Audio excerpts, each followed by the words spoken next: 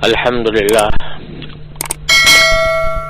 لله رب العالمين، والصلاة والسلام على سيدنا ومولانا محمد خاتم النبيين وإمام المرسلين وعلى آله وأصحابه أجمعين. أما بعد، فأعوذ بالله من الشيطان الرجيم. بسم الله الرحمن الرحيم. ألهاكم التكاثر حتى زرتم المقابر كلا سوف تعلمون ثم كلا سوف تعلمون كلا لو تعلمون علم اليقين لترون الجحيم ثم لترونها عين اليقين ثم لتسألن يومئذ عن النعيم. صدق اللہ العلی العظیم. میرے محترم بزرگوں اور دوستوں اور بھائیوں، السلام علیکم ورحمۃ اللہ تعالی وبرکاتہ.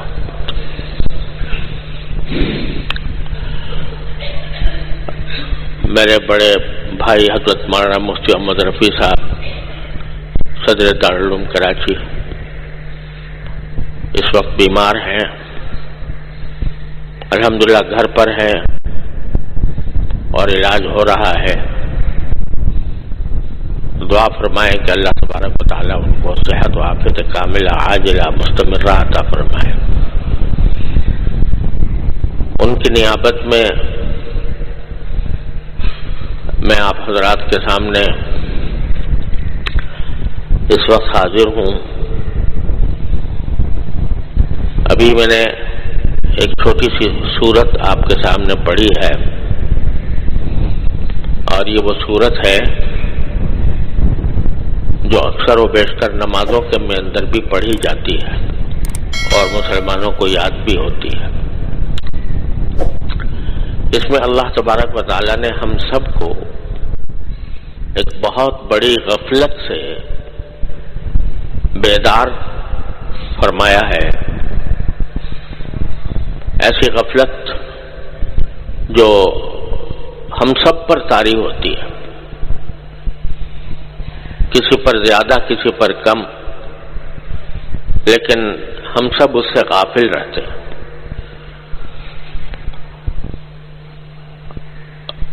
غفلت یہ ہے کہ ہم آنکھوں سے دیکھتے ہیں کہ انسان کوئی بھی ہو وہ ہمیشہ اس دنیا میں رہنے کے لیے نہیں آتا.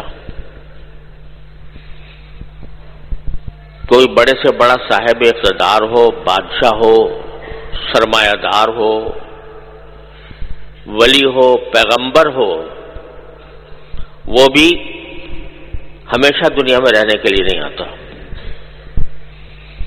لہذا اللہ تبارک و تعالی نے ہمیں آنکھوں سے دکھایا ہے کہ ہم ہمیشہ کے لیے دنیا میں رہنے کے لیے نہیں آئے. یہ ایک ایسی حقیقت ہے جس سے کوئی بدترین دہریہ بھی، ملحد بھی، بے دین بھی، کافر بھی انکار نہیں کر سکتا. لوگوں نے خدا کا انکار کر دیا الیاذ باللہ، پیغمبروں کا انکار کر دیا الیاذ باللہ، لیکن اس کا کسی نے انکار نہیں کیا کہ جو شخص بھی دنیا میں آتا ہے وہ ایک دن ضرور جائے گا. کب جائے گا اس کا بھی کسی کو علم نہیں. کسی کو پتہ نہیں ہے کہ میں اگلے گھنٹے میں زندہ ہوں گا یا نہیں ہوں گا. اگلے لمحے، گھنٹے تو درکنار، اگلے لمحے میں ہوں گا یا نہیں ہوں گا، کوئی پتہ نہیں سکتا. دنیا کی کوئی سائنس، کوئی ٹیکنالوجی وہ انسان کو یہ نہیں بتا سکتی کہ وہ کتنے مزید دن دنیا میں رہے گا. یہ ایک ایسی حقیقت ہے کہ جو ہر انسان کے سامنے ہے، بدیہی ہے، اس پر دلائل قائم کرنے کی کوئی ضرورت نہیں ہے. لیکن جتنی یہ بدیہی ہے، جتنی یہ حقیقت ہے، جتنا یہ مسلم ہے، اتنی ہی اس سے غفلت ہماری عام ہے. یعنی ہمارے ذہن میں یہ خیال مشکل سے آتا ہے کہ ہمیں کسی وقت اس دنیا کو چھوڑ کے جانا ہے، اور یہ حقیقت انسان اگر ذرا بھی غور کرے تو اس کو یہ پتہ چل جائے گا کہ یہ دنیا کی جو زندگی ہے یہ ہماری منزل نہیں ہے، یہ ہمارا ہمیشہ کا ٹھکانہ نہیں ہے، یہ ایک سفر ہے جو پیدائش سے شروع ہوتا ہے اور موت پہ جا کے ختم ہو جاتا ہے، جس کا کوئی وقت مقرر نہیں ہے۔ لیکن اس کے باوجود ہم زندگی کے اندر دنیا کو اس طرح سمجھتے ہیں جیسے ہمارا سارا اوڑھنا بچھونا، ہماری ساری توانائیاں وہ اسی پر خرچ ہوتی۔ ارے بھائی، ایک شخص دنیا میں آیا اور اسے ہر حال میں جانا ہے، کسی نہ کسی وقت جانا ہے، تو اس سے بات معلوم ہو رہی ہے کہ یہ سفر ہے اور منزل کچھ اور ہے۔ منزل کیا ہے وہ قرآن نے بتائی، پیغمبروں نے بتائی، نبی کریم سرور عالم صلی اللہ علیہ وسلم نے بتائی کہ تمہاری آخری منزل آخرت ہے، وہ ابدی زندگی ہے، وہ ہمیشہ رہے گی، اس میں موت نہیں آئے گی، اس میں کسی کو کوئی شخص جو ہے وہ بیمار نہیں ہوگا، کوئی شخص اس میں تکلیف میں نہیں ہوگا اگر جنت میں چلا گیا تو وہ ہے ابدی زندگی۔ لیکن ہماری ساری توانائیاں، ہماری ساری دوڑ دھوپ، ہماری ساری سوچ بچار جو کچھ ہے وہ اسی دنیاوی زندگی سے متعلق چل رہی ہے۔ کس طرح میں زیادہ مالدار بن جاؤں، کس طرح میں زیادہ سے زیادہ دولت کما لوں، کس طرح میرا مکان شاندار ہو جائے، کس طرح میری سواری اعلیٰ درجے کی ہو جائے، کس طرح میرے پاس مال و دولت کے ڈھیر لگ جائیں۔ ساری توانائیاں، ساری دوڑ دھوپ یہ اس فکر میں گزر رہی ہے، اور جو اصل منزل ہے اس کی طرف سے غفلت ہے۔ تو قرآن کریم یہاں یہ فرما رہا ہے کہ الہاکم التکاثر، تمہارے ایک دوسرے سے زیادہ مال جمع کرنے اور زیادہ سے زیادہ راحتیں حاصل کرنے اور زیادہ سے زیادہ لذت حاصل کرنے کی دوڑ میں تمہیں غافل بنا رکھا ہے۔ الحاکم کے معنی تمہیں غافل بنا دیا ہے۔ کس چیز سے بنا دیا ہے؟ کہ تم اس دوڑ میں لگے ہوئے ہو کہ کس طرح میرا مال بڑھ جائے، کس طرح میری آرام بڑھ جائے، کس طرح میری لذت بڑھ جائے، ساری تمہاری دوڑ دھوپ اس پر لگی ہوئی ہے، اور جو اصل منزل ہے اس سے تم غافل ہو گئے ہو۔ الہاکم التکاثر، ایک دوسرے سے آگے بڑھنے کی فکر نے تم کو غافل کر دیا ہے۔ حتی زرتم المقابر، یہاں تک کہ اسی دوڑ دھوپ میں، اسی فکر میں، اسی سوچ بچار میں آخر کار تم قبروں تک پہنچ جاتے ہو۔ ہم خود اپنے آنکھوں سے، ہاتھوں سے کتنوں کو مٹی دیتے ہیں، کتنوں کو جنازے اٹھاتے ہیں، کتنے لوگوں کو ہم اپنے آنکھوں سے دیکھتے ہیں کہ وہ بعض اوقات نوجوانی میں چلا گیا، بچپن میں چلا گیا، آنکھوں سے دیکھتے ہیں، مٹی قبروں میں اتارتے ہیں اور مٹی دیتے ہیں، لیکن کبھی بس یہ خیال ہوتا ہے کہ چلو یہ چلا گیا، بس ایک دن مجھے بھی جانا ہے، ایک دن مجھے بھی یہی حالات پیش آنے ہیں، کوئی اور میری نماز جنازہ پڑھائے گا، کوئی اور مجھے قبر میں رکھے گا، کوئی اور مجھے مٹی دے گا۔ اس کا خیال ہاتھ جھاڑ کر، یہ خیال جھاڑ کے ہم قبرستان سے چلے جاتے ہیں۔ تو قرآن کہتا ہے کہ الہاکم التکاثر حتی زرتم المقابر، تمہیں ایک دوسرے سے بڑھنے کی فکر نے غافل کر دیا ہے۔ غافل کس چیز سے کر دیا ہے؟ آخرت سے، اپنی اصل منزل سے، اپنے اصل وطن سے تمہیں غافل کر دیا ہے، یہاں تک کہ تم قبرستانوں تک پہنچ جاتے ہو۔ حتی زرتم المقابر۔ اللہ تعالیٰ نے فرمایا قرآن کریم میں کہ ارے بھائی ہم نے تم کو جو دنیا میں بھیجا تھا وہ اصل میں تمہارا اصل مقصد تھا بندگی. ما خلقت الجن والانس الا لیعبدون. جنات اور انسانوں کو ہم نے صرف ایک کام کے لیے پیدا کیا کہ وہ ہماری بندگی کریں. بندگی صرف جو چند ظاہری عبادات ہیں ان کی حد تک محدود نہیں ہے. بندگی کا معنی یہ ہے کہ انسان جہاں بھی ہو وہ اپنے آپ کو اللہ کا بندہ سمجھے اور جس جگہ بھی کام کر رہا ہو وہاں وہ اللہ تبارک و تعالیٰ کے احکام کا پابند ہو. انسان صرف مسجد میں مسلمان نہیں ہے، بازار میں بھی مسلمان ہے، حکومت کے ایوانوں بھی مسلمان ہے، گھر میں بھی مسلمان ہے، دوستوں عزیزوں سے تعلقات قائم کرتے وقت بھی مسلمان ہے.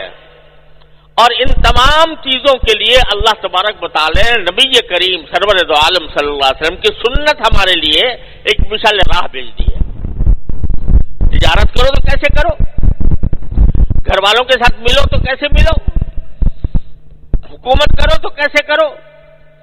دنیا کی جتنی انسان کی حاجات ہیں اور جتنی دنیا کے اندر انسان کام کرتا ہے ان سب کے بارے میں روشنی عطا فرما دی نبی کریم سرور دو عالم صلی اللہ علیہ وسلم کے ارشادات اور آپ کی تعلیمات میں.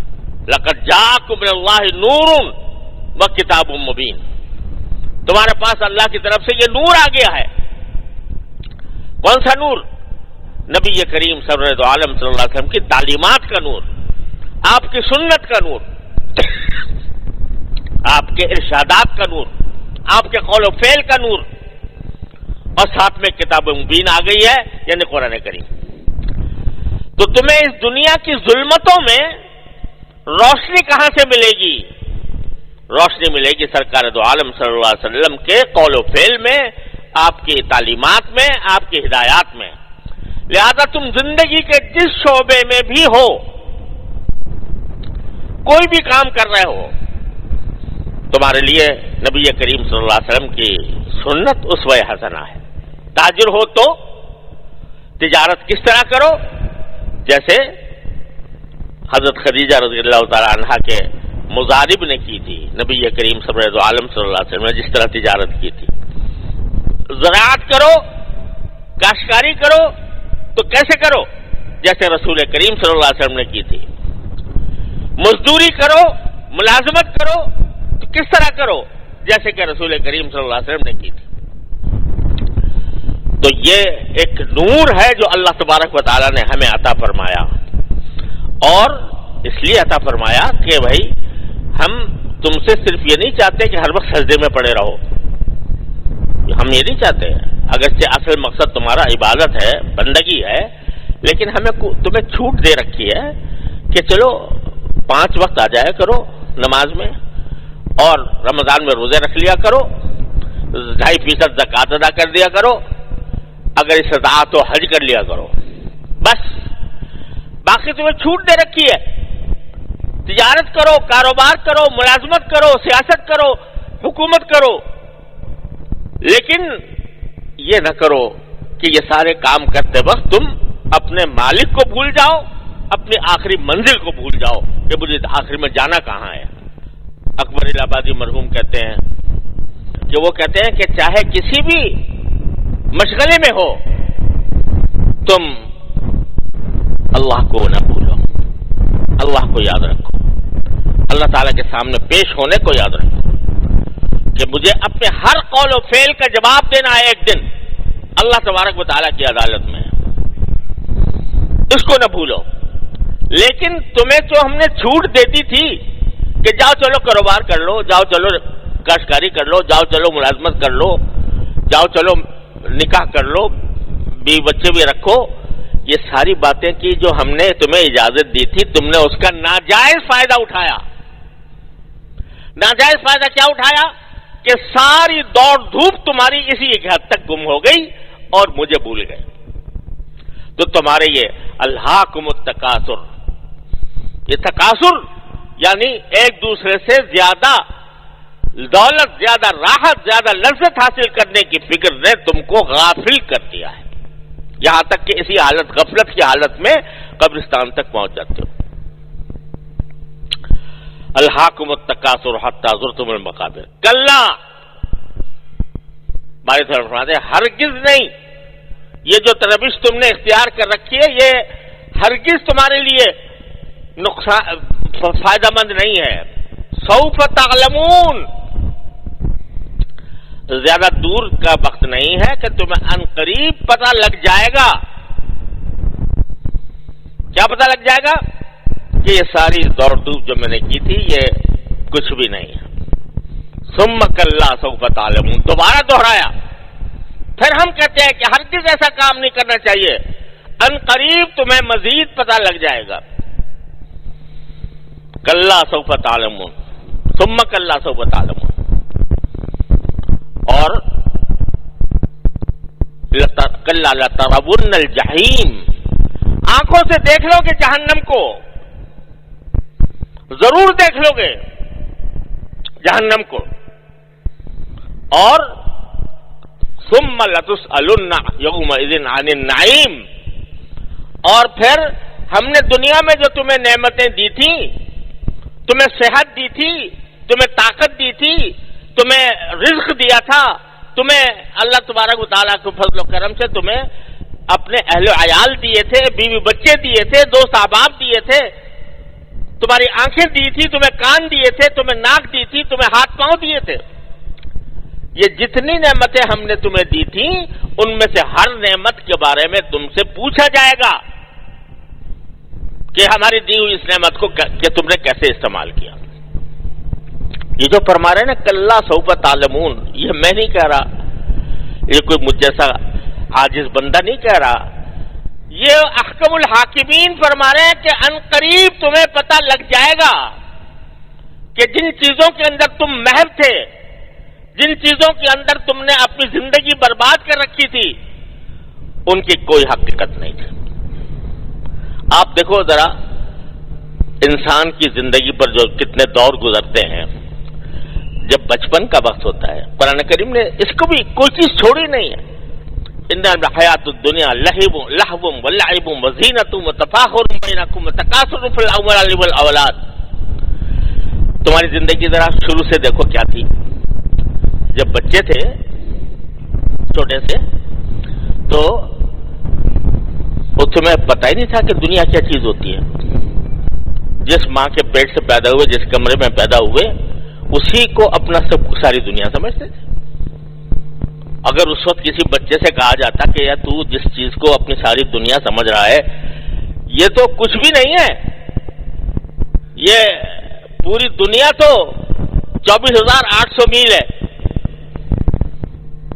تو بچہ اس کو کیا، اس کو کہتا ہے مذاق ہو رہا ہے میرے ساتھ، تو اس کو کبھی خیال بھی نہ آتا کہ دنیا اتنی بڑی ہوتی ہے۔ اس وقت تو اپنی ماں چاہیے، اس کو دودھ چاہیے، بس اور کچھ نہیں۔ اور ذرا بڑا ہوا تو اب کھیل کود میں لگ گیا، اور کھیل کود میں وہ محو ہے، مزہ آ رہا ہے۔ کائے میں مزہ آ رہا ہے کہ ایک دوسرے کے پیچھے دوڑ رہے ہیں، کوئی پکڑ گیا کسی کو، کوئی پیچھے رہ گیا، کوئی جیت گیا، کوئی ہار گیا۔ جو جیت گیا وہ بہت خوش، جو ہار گیا وہ بڑا مغموم، میری دنیا لٹ گئی۔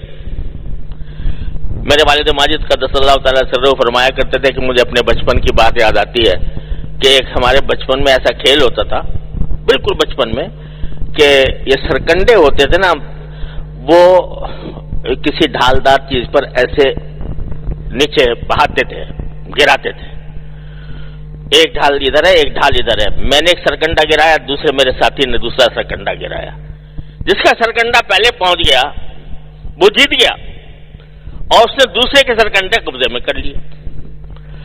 تو کہتے میں اپنے بڑے تائزاد بھائی تھے، ان کے ساتھ میں یہ کھیل کھیل رہا تھا، تو وہ ماہر تھے اس کھیل کے اندر، والد صاحب کبھی کھیل کی طرف توجہ ہی نہیں ہوئی، تو وہ کہتے ہیں وہ ماہر تھے، تو ایک مرتبہ کیا ہوا کہ وہ سارے جیت گئے، اور میرے سارے سرکنڈے قبضے میں کر لیے اپنے. تو کہتے ہیں مجھے اس وقت یاد ہے کہ ایسا زبردست صدمہ ہوا جیسے میری کائنات لٹ گئی، کائنات لٹ گئی، ایسا صدمہ ہوا. اب یاد آتا ہے تو سوچتا ہوں یار کس چیز کے اوپر میں اپنے آپ کو اتنا لٹا ہوا سمجھ رہا تھا کہ سرکنڈے جو ہے وہ دوسرا لے گیا جس کی کوئی قیمت نہیں، اس کے اوپر بھی میں اتنا رنجیدہ تھا. تو جب بڑا ہوتا ہے تو یاد آتا ہے یار میں کون سے کھیل کھیلا کرتا تھا اور اس میں کس طرح مجھے مزہ آتا تھا، کس طرح نہیں. میرا ایک نواسا ہے، وہ ایک دن کھیل رہا تھا ایسے ہی، پتہ نہیں کیا کھیل رہا تھا کچھ، تو میں نے ایسے اس کو چھیڑنے کے لیے پوچھا کہ تم یہ کیا کر رہے ہو؟ کہ جی کھیل رہا ہوں. تو میں نے کہا تمہیں مزہ آتا ہے اس میں؟ تو کہنے لگا جی بہت مزہ آتا ہے. تو میں نے کہا یہ اس میں کیا مزہ ہے تمہارے؟ کہنے لگا جب آپ چھوٹے بچے تھے تو آپ کو بھی مزہ آتا تھا کہ نہیں آتا تھا؟ تو وہ کہتا ہے مجھے باقی خیال ہوا کہ بھائی بات تو ٹھیک ہے کہ اس قسم کے کھیلوں میں اسے مزہ آیا کرتا تھا. آج ہنسی آتی ہے، آج اس کے اوپر بعض اوقات صدمہ ہوتا ہے کہ میں اس زمانے میں اگر ان کھیلوں کے بجائے تعلیم حاصل کر لیتا کچھ تو شاید کچھ فائدہ ہو جاتا. لیکن اس وقت مزہ ہی اس میں تھا، مگن ہی اسی میں تھا، اسی کو دنیا سمجھے ہوئے تھا. آگے بڑھا تو پتا چلا کہ کچھ بھی حقیقت نہیں تھی. تو میرے والد ماجد قدس اللہ تعالیٰ سرہ فرمایا کرتے تھے کہ جب وہاں پہنچیں گے اللہ تبارک و تعالیٰ کی بارگاہ میں تو خوب سمجھ لو، یقین جانو، یہ جو جائیدادوں کے اوپر جھگڑے ہوتے ہیں کہ فلاں نے جائیداد پر قبضہ کر لیا، میں صدمے سے چور ہو گیا، یہ اس وقت چلے گا کہ سرکنڈوں سے زیادہ بے حقیقت چیز تھی.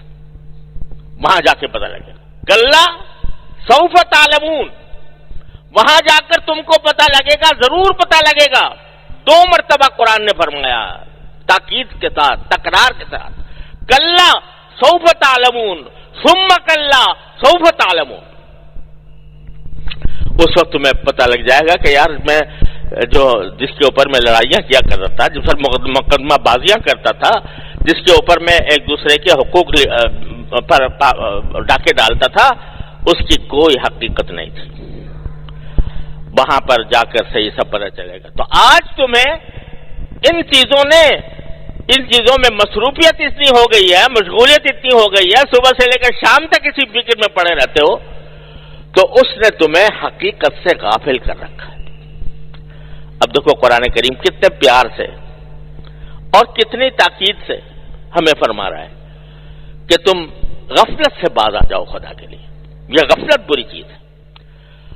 ایک مرتبہ اگر دل میں یہ یقین اور یہ بھروسہ پیدا ہو جائے کہ جو کچھ میں کر رہا ہوں، جو کچھ میں کہہ رہا ہوں، وہ میرا مالک مجھے دیکھ رہا ہے اور اس کا انجام مجھے بھگتنا ہے.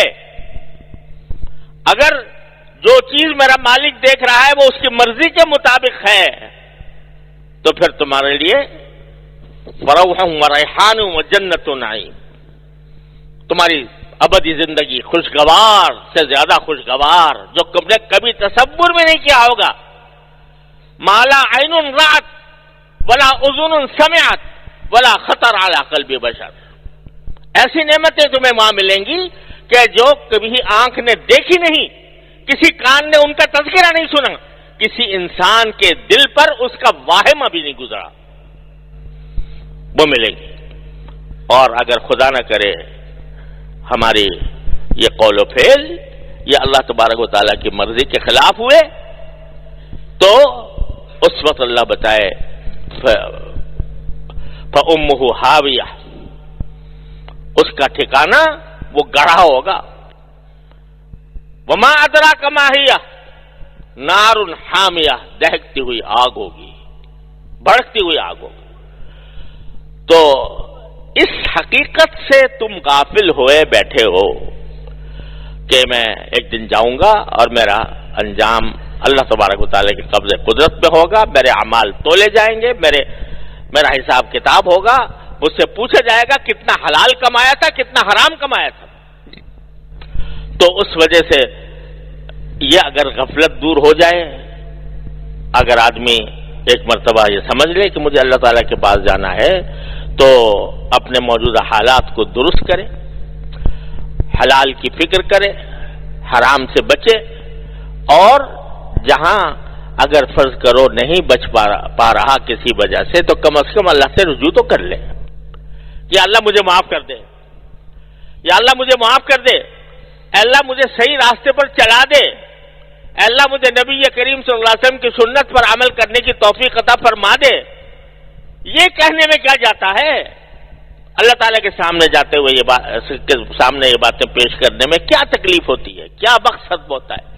ہر شخص روز ہر نماز کے بعد مانگا کرے، اے اللہ مجھے تقوی عطا فرما دے، اے اللہ مجھے اتباع سنت کی توفیق عطا فرما دے، اے اللہ مجھے سیدھے راستے پر چلا دے، اے اللہ میری سمجھ ٹھیک کر دے، میرا عمل ٹھیک کر دے۔ یاد رکھو کہ اگر اس طرح بندہ دعا مانگے تو کم از کم غفلت دور ہوگی، اور اللہ تعالیٰ سے ممکن نہیں ہے کہ یہ دعائیں رد کر دیں، یہ دعائیں رد نہیں ہوں گی انشاءاللہ۔ اس کا اہتمام کرے ہر انسان تو انشاءاللہ زندگی درست ہو جائے گی، غفلت سے نجات مل جائے گی۔ اللہ تبارک و تعالیٰ اپنے فضل و کرم سے ہم سب کو غفلت سے نجات عطا فرمائے، اور آخرت کے لیے فکر دلوں میں پیدا فرما دے۔ وآخر دعوانا الحمدللہ۔